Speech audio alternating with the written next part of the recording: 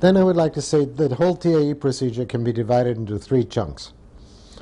The first 5 steps are a kind of a trick, a method, a stimulus, a way to produce a lot of strands out of your thing, where at first you only have one thing there. You say, okay, it's that thing, and the word that you use for it is some word, and that word doesn't communicate it, or some sentence that has a main word in it.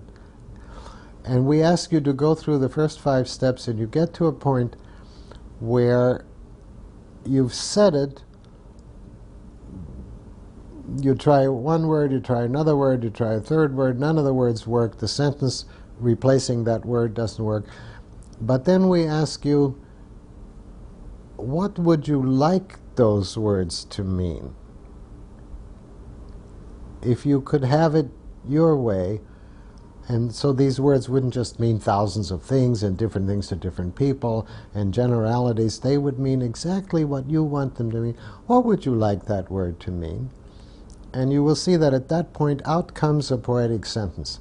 Out comes a colorful sentence with new words in it, not the same old technical terms that mean so many different things to different people, and not plain ordinary words, but poetic. We always have only the English words, of course, but poetic structures, a poetic pattern, a poetic way of saying something. And if we do that with several of the words, by the first 5 steps, you have a number of different strands articulated. And that's very exciting. And if you get no further than step 5, that's okay for many people. Then the intention is to go further in the direction of making a theory, making an articulated group of terms that interlock. And for that, you're going to want some examples of your things. So the middle section of this has to do with what we call facets, which are examples or instances. Because any real thing that happens has an endless amount of intricacy in it. Whereas when we say in general, then we only say what we're saying, and if somebody wants more, we have to make it up.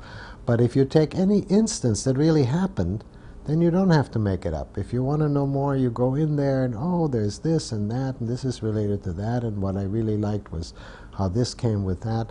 And if you lift some of that out, you can add it and make a more complex, more articulated pattern, and that's the middle part.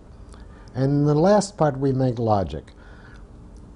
Logic always looks afterwards. After you make it, it looks as if everything comes from the logic. You have certain terms, and they have certain connections, and everything follows from that. But actually, the terms and the connections themselves come from some kind of experience. And so in the last part of the TAE, we have very precise way to make the logical terms, which then afterwards look like everything comes from them. At every point and at every stage, really, we ask you to check against your felt sense. A check against means you say to yourself what you just said, and then you wait a moment and you say, yeah? Does it like that? Because inside your body there is a response then. It's like, ah. Or else it's, anything that brings, you don't say that. You say, never mind, I won't go that step. If you check against your felt sense at every step and discard immediately anything that cramps it, something else will come, and something else will come, and something else will come, and eventually something will come that has a continuity with your felt sense. So when you say, yeah, you're already moving with it. It's already at the next stage. That's a very central thing to this whole procedure. That's how you can tell when you're speaking from it, as against when you make up something or you try to force something on it.